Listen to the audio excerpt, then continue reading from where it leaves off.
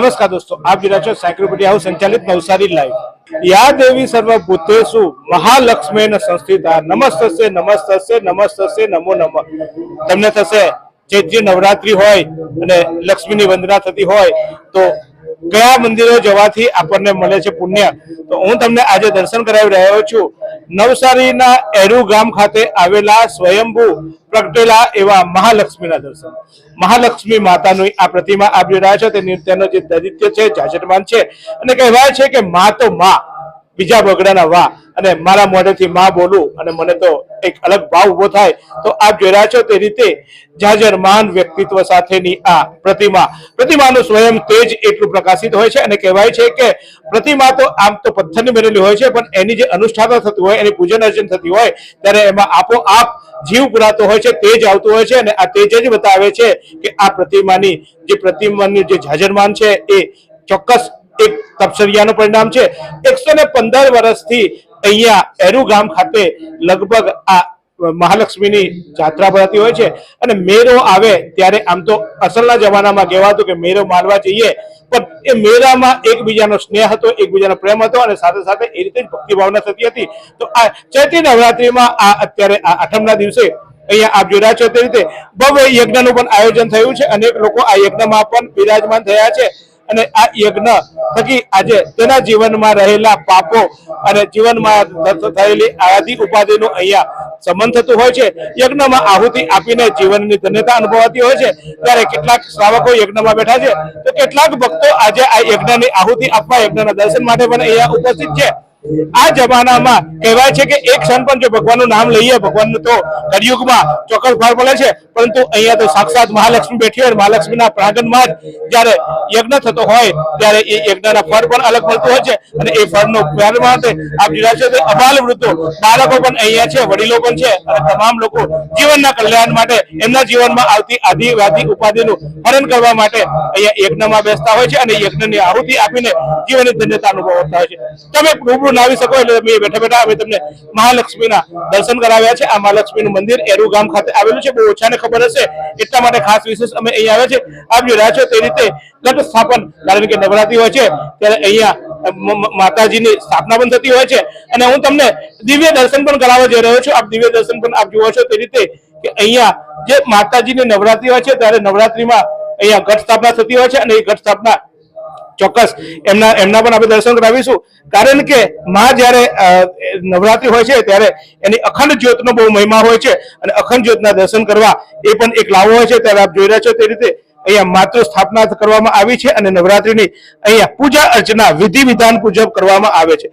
માત્ર દીવો કરવાથી અથવા તો માત્ર એક દીપ પ્રાગટ્યથી નહીં, પરંતુ એની વિધિ વિધાન મુજબ પૂજા કરવામાં આવતી હોય છે અને એના થકી આ ચોક્કસ આ જગ્યાને વધુ પવિત્રતા થાય છે। ત્યારે શું છે આ જગ્યાનું મહત્વ એ પણ એમના પૂજારી પાસે જાણવાનું કરીશું। મહાલક્ષ્મી નામ દઈએ એટલે જ લક્ષ્મી તો બધી બહુ પ્રકારની હોય, પણ મહાલક્ષ્મી જ્યારે નામ દઈએ ત્યારે જ એક અલગ પ્રકારની લક્ષ્મીનો આપણને અનુભૂતિ થતી હોય છે। આ મંદિરનો મહિમા શું છે? અનાદિકાળથી માં અહીંયા ઉપસ્થિત છે। એમ કહેવાય કે લગભગ આજથી 115 વર્ષ પહેલા કે એથી પણ પૂર્વકાળથી અહીંયા મેળાની શરૂઆત થઈ હતી। તો એ મેળો આજે પણ ચાલે છે। આ વર્ષે 2 એપ્રિલ એટલે કે ચૈત્ર પૂર્ણિમાના દિવસે આ મેળો ભરાશે। તો એ મેળાના દર્શન કરવા માટે ગામે ગામથી લોકો આવે છે। એમ કહેવાય છે કે મહાલક્ષ્મીના દર્શન કરે તો એમની માં ઈચ્છા પૂર્તિ કરે। એમ કહેવાય કે હાજર માં અહીંયા ઉપસ્થિત જ છે, જાગૃત માં છે। જે દર્શન કરે છે એનું માં હંમેશા કલ્યાણ કરે છે। આપે જેમ કીધું માં તો માં બીજા બધા ભગડાના વા, તેમ અહીંયા જે લોકોના માં બોલાવે ને એ લોકો જ આવી શકે છે। દરેક જણા પોતાની ઈચ્છાથી આવી શકતા નથી। તો એવું અલૌકિક મંદિરના દર્શન આપ કરી રહ્યા છો તો માં દરેકનું કલ્યાણ કરે એવી સદભાવના। મહાલક્ષ્મી માત કી જય। મહાલક્ષ્મી માત કી જય। આમ તો લક્ષ્મી અનેક પ્રકારની હોય છે। આમ તો આપણે તો લક્ષ્મી એટલે આપણા પૈસા સમજીએ, પછી રૂપિયો હોય, ડોલર હોય, એને જ આપણે લક્ષ્મી હોય છે કે સોનાને સમજીએ, પણ કહેવાય છે કે લક્ષ્મી એ આપણામાં જ એક સ્વરૂપ પ્રધાન હોય છે અને આપણી જે દિવ્ય શક્તિ હોય છે, દિવ્ય શક્તિ હોય છે, પરંતુ સત્કર્મો કરીને, સારા કર્મો કરીને જે લક્ષ્મી આપણે કમાઈએ છીએ એ લક્ષ્મીને સદલક્ષ્મી કહેવાતી હોય છે અને એને મહાલક્ષ્મી કહેવાતી હોય છે અને મહાલક્ષ્મી નું અહીંયા સાક્ષાત સ્વરૂપ છે। બહુ ઓછાને ખબર છે કે એરુ ગામમાં આટલું સારું મંદિર આવ્યું છે અને આ મંદિરનો મહિમા પણ અલગ છે। અનાદિકાળથી આ મંદિરમાં પૂજા અર્ચના થતી આવી છે અને એક દિવ્ય પ્રતિમા અહીંયા સ્થાપિત થઈ છે। દર પૂનમ આવે એટલે દર પૂનમે પણ આમ તો માતાજીના દર્શન કરવા આવવું જોઈએ. ઘણા લોકો તહેવારની રાહ જોઈએ કે ભાઈ મારે તો મોકો આવે, આ તહેવાર આવે ત્યારે દર્શન કરવા જઈશ, પણ માના દર્શન કરવા માટે મારી તહેવારની ને પરલી હું રાહ જોવાની?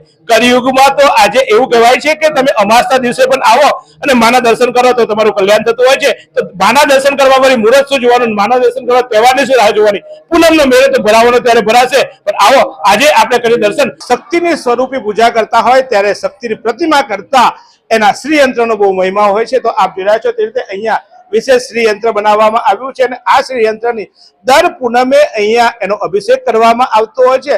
નવસારીની જાહેર જનતા એટલે કે નવસારી એટલે કે જાહેરમાં દર્શકો છે એ બધા માટે અહીંયા ખુલ્લું છે. કોઈ ફી લેવામાં નથી આવતી અને તમને અભિષેકનો લાવો પણ મળતો હોય છે. આમ તો મોટા મોટા મંદિરોમાં આપણે જતા હોઈએ છીએ, તુલસી દર્શન કરતા હોય છે, પણ અભિષેકનો લાવો નથી મળતો. પરંતુ અહીંયા એરુ ગામ ખાતે આવેલા આ મંદિરના શ્રી યંત્રની પૂજા અર્ચના કરવા માટે કોઈ પણ પ્રકારનો તમારે પૈસા નથી ભરવાનો, કોઈ ફાળો નથી આપવાનો, પણ અહીંયા આવીને આપ એનો લાભ પણ લઈ શકો છો. અહીંયા કેટલાક ભક્તો પણ છે, તો એ ભક્તો પણ નિયમિત રીતે અહીંયા દર્શન કરવા આવે છે. કેવી અનુભૂતિ થાય છે આ મંદિર દર્શન? બહુ સુંદર, અતિશય સુંદર. અહીંયા વ્યવસ્થા બી બહુ સરસ છે. કમલભાઈના પરિવારનો સહકાર બી બહુ સરસ છે. તે પૂજન અર્ચન કરવાનું બહુ આનંદ આવે ને બહુ સુખ ને શાંતિ મળે છે. આમ તો બધા મંદિરે જતા હોય ત્યારે પૂજારીઓ અહીંયા આટલા રૂપિયા ચડાવો, અહીંયા આટલા રૂપિયા ચડાવો, અહીંયા કેટલા ચડાવતા હોય? એ કશું જ નથી. અહીંયા ખાલી ભક્તિ ભાવથી તમે આવો અને તમારા ભાવથી તમે જે ચડાવો છો. બસ માં તારી સામે તારું આપણે તને શું આપવું એવા ભાવ સાથે અહીંયા પૂજારીઓ પણ નિઃશુલ્ક એટલે કોઈ પણ પ્રકારના સ્વાર્થ વગર એ પૂજા અર્ચના કરાવતા હોય છે. તો તમે આનો લાભ પણ લઈ શકો છો, કારણ કે છેવટે આ કળિયુગમાં આપણે જાણે અજાણે અનેક પાપો કરતા હોઈએ છીએ. તો પાપોમાંથી મુક્તિ મેળવવા માટે એક જ માધ્યમ છે અને એ છે દેવી શક્તિ. તો આ દેવી શક્તિનું દર્શન કરીએ.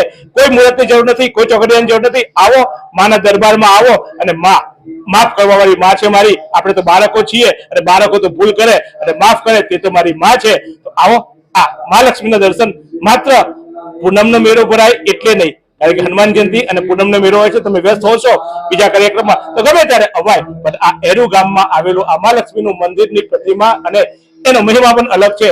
તો એક શીશ નમાવીએ માની સામે અને બોલીએ માં તું છે ને, પછી મારે શું કામ ડરવાનું? બસ તું સાચવી લેજે માં, તારા બાળકો છીએ. એવી ભવ્ય પ્રાર્થના સાથે માને કરીએ વિનંતી કે માં તારા ચરણોમાં અમારા વંદન સ્વીકારજે. અમે જેવા છીએ એવા તારા બહાર છે માં, અને ચોક્કસ અમારી મનોકામના પૂરી કરજે. અમારા જીવનમાં આદિ વ્યાધિ ઉપાધિનું હરણ કરજે અને ચારે દિશાઓમાંથી માં શુભ આપજે. તું તો માં છે, આપવા વાળી છે માં, આપજે અમને આશીર્વાદ. એવા જ ભવ્ય ભાવ સાથે આ નવરાત્રીમાં કરીએ આ એક મહાલક્ષ્મીના દર્શન. ફરી એક નવા મંદિરના નવા દર્શન કરાવતા રહીશું. જોતા રહો આ જ રીતે નવસારી. શું તમે શરીરના સાંધાના દુખાવાથી પીડાઈ રહ્યા છો કે પછી તમે કોઈ સ્પોર્ટ્સ ઇન્જરીથી પીડાઈ રહ્યા છો? લકવાની બીમારી બાદની પીડા સહન કરી રહ્યા છો? શું તમને સ્પાઇનલ પ્રોબ્લેમ છે?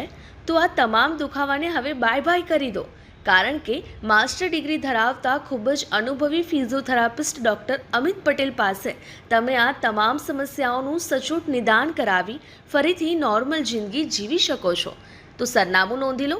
Comprehensive care centre, DD street, library પાસે, અનુરાગ સારીઝની લાઇનમાં, નવસારી.